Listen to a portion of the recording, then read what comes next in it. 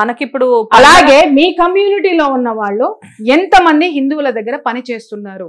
పని మానేయండి. మీ కమ్యూనిటీలో ఉన్న వాళ్ళు ఎంతమంది టీటీడీలో ఉద్యోగాలు చేస్తున్నారు? మానేయండి. ఇవన్నీ మానేసి అప్పుడు మాట్లాడండి. హిందువుల జీతాలు కావాలి, హిందువుల దగ్గర పని చేయాలి, హిందువుల గొళ్ళల దగ్గర మీరు దుకాణాలు పెట్టుకోవాలి, ఇవే పూలు మీరు అమ్ముకోవాలి. మీరు ఈ ఇంటిని నడుపుతూ మాకు అమ్మినటువంటి పూలు మా అమ్మవారికో మా అమ్మలకో అమ్మినటువంటి పూల నుంచి వచ్చిన డబ్బుల దశమ భాగం నీకు కావాలి. దానికి ఆక్షేపణ లేదు. కానీ చర్చికి వచ్చేటటువంటి వాళ్ళు పెట్టుకుంటేనో పెట్టుకుని బయట తిరిగేటటువంటి వాళ్ళేమో బజారు మనుషులు. మేడం మీకు తెలిసినంత వరకు మీ ఫ్రెండ్ సర్కిల్ లో క్రిస్టియన్స్ ఒకళ్ళిద్దరైనా ఉండుంటారుగా? ఒకళ్ళిద్దరేంటమ్మా, నిన్న మొన్నటి వరకు నాకు నా ఇంట్లో పనిచేసిన వాళ్ళే. వాళ్ళు పూలు పెట్టుకునే వాళ్ళు కాదు, బొట్టు పెట్టుకునే వాళ్ళు కాదు. కానీ నా సంప్రదాయాన్ని ఎంత గౌరవించే వాళ్ళో తెలుసా? ఆ సంప్రదాయాన్ని ఎంత అద్భుతంగా గౌరవించే వాళ్ళు అంటే, నా ఇంట్లో పూజలు జరుగుతున్నాయి అని అంటే ఎంత హెల్ప్ చేసేవారు.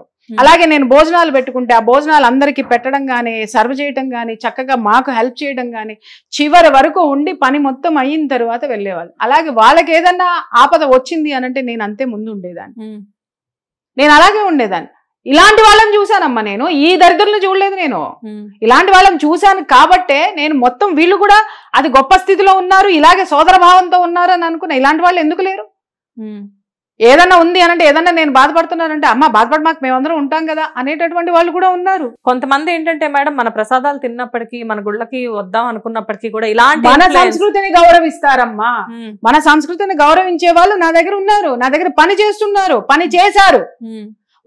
వాళ్ళే ఈ రోజు ఖండిస్తున్నారు. అమ్మా ఇవన్నీ కూడా ఏంటి అని అంటే, వాళ్ళ దగ్గరికి వచ్చే వాళ్ళ దగ్గర వీళ్ళు హీరోల కింద పోర్ట్రేట్ చేసుకోవడానికి, ఇంకొకళ్ళని విమర్శించడం కోసం ఇవన్నీ చేస్తున్నారని వాళ్ళే చెప్తున్నారు.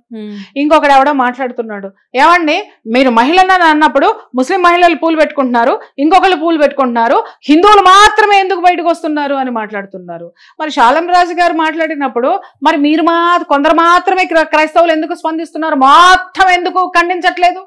ఆయన మాట్లాడింది గొప్ప మాట, ఆయన మాట్లాడింది గొప్ప. అసలు యేసు ప్రభు తర్వాత ఈయనే ప్రభువు అని డిక్లేర్ చేయమని చెప్పండి, అప్పుడు చూసుకుంటాం. మరి మీ దాంట్లో 10 మంది 20 మంది 50 మంది ఎందుకు స్పందిస్తున్నారు? ఎందుకు కింద మీ అదేంటి పెయిడ్ బ్యాచ్ తోటి కామెంట్లు పెట్టిస్తున్నారు? ఎప్పుడు ఎడ్యుకేట్ చేస్తారు మీ వాళ్ళని? నేను చెప్తున్నాను తల్లి, ఏ మతం అయినా సరే, మతం అనేటటువంటిది మనిషిని ఎడ్యుకేట్ చేయాలి తప్ప ఇంకా దిగజారుడు స్థితికి తీసుకెళ్ళకూడదు. ఆ స్థితి ఏ మతంలో ఉన్నా మేము ఖండిస్తాం, ఎక్కడున్నా మేము ఖండిస్తాం. అందాకెందుకమ్మా ఒకప్పుడు సతీ సగమనాలు ఉండే, అవి మేము ఖండించి పోరాడి వాటిని వెనక్కి నెట్టేసి ముందుకు రాలేదా? బాల్య వివాహాలు ఉండే, పోరాడి వాటిని వెనక్కి నెట్టి ముందుకు రాలేదా?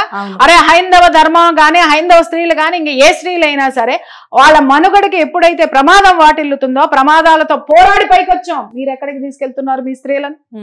మీలో ఉన్నటువంటి స్త్రీలను ఎక్కడికి తీసుకెళ్తున్నారు మీరు?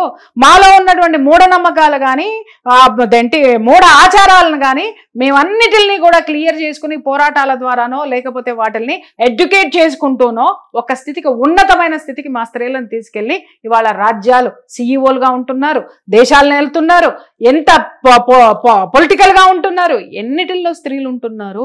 ఆ స్థితికి అంత శక్తివంతురాల కింద మిగిలిన వాళ్ళందరూ స్త్రీలను తయారు చేస్తుంటే మీరేం చేస్తున్నారు? పూలు పెట్టుకోవద్దు, గాజులు పెట్టుకోవద్దు, బొట్టు పెట్టుకోవద్దు, ఏం పెట్టుకోవద్దు, కేవలం కూర్చొని ఇక్కడే కూర్చొని చదవండి అంటే ఎన్ని గంటలు చదువుతారండి? పిచ్చెక్కిపోతుంది.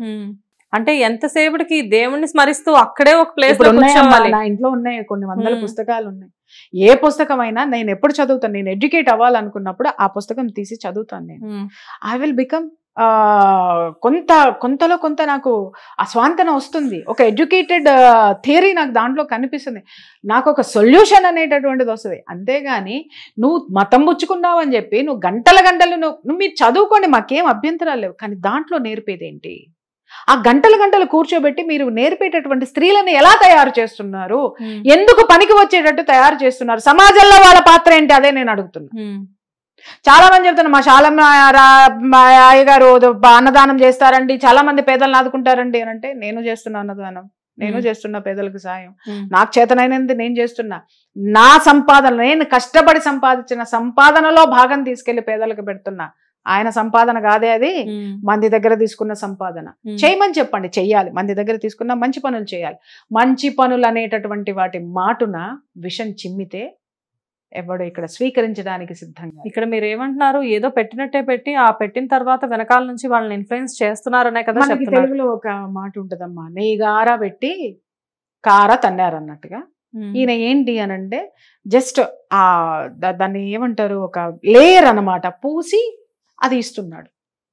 నేను ఇచ్చింది ఐస్ క్రీమే కదా అని, కానీ లోపల ఏముంది, విషం ఉంది. ఏంటి మేడం అసలు, అంటే ఇలాంటి వ్యాఖ్యలు మళ్ళీ మళ్ళీ ఇలాంటి జరగకుండా ఉండాలి అంటే దానికి అసలు ఏంటి? చట్టపరమైనటువంటి చర్యలు ఖచ్చితంగా ఉండాలి. ఇవాళ నేను ఇది మాట్లాడడం మొదలు పెట్టింది కనీసం అతను క్లారిటీ ఇస్తాడేమోనని చెప్పి. ఇంతవరకు క్లారిటీ ఇవ్వకపోతే అదే ఇన్ని రోజులు అవుతున్నా. ఇంకొక విషయం, ఒక నాయకుడు అనేటటువంటి వాడు జనాన్నకంటే ముందుండాలి.